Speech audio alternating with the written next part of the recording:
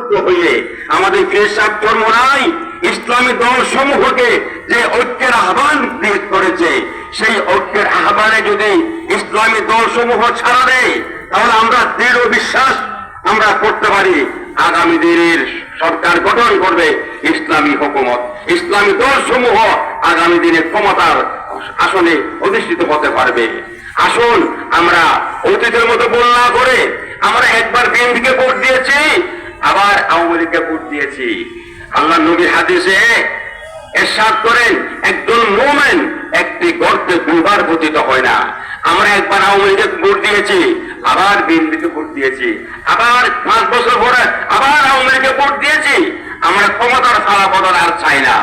আমরা চাই এদেশের আওয়ামী লীগ এবং বিএনপির বিকল্প শক্তি হিসেবে ইসলামী শক্তির অভ্যুত্থান ঘটুক।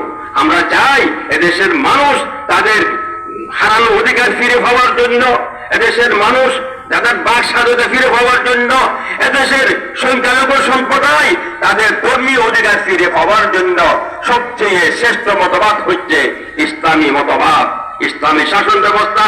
আসুন আমরা সকলে ইসলামী শাসনের পক্ষে, কোরআনের শাসনের পক্ষে ঐক্যবদ্ধ হয়ে আগামী নির্বাচনে বিএনপি এবং আওয়ামী লীগের বিকল্প শক্তি হিসেবে ইসলামী দলকে ক্ষমতায় আনার জন্য হাত পাকার ছায়া তলে একতাবদ্ধ হয়ে ইসলামী আন্দোলনের আহ্বানে সাড়া দিয়ে আমরা এই সংগ্রামকে তৃণমূল পর্যায়ে প্রচার প্রসারিত করার উদাত্ত আহ্বান জানিয়ে এখানে আমার বক্তব্য শেষ করলাম।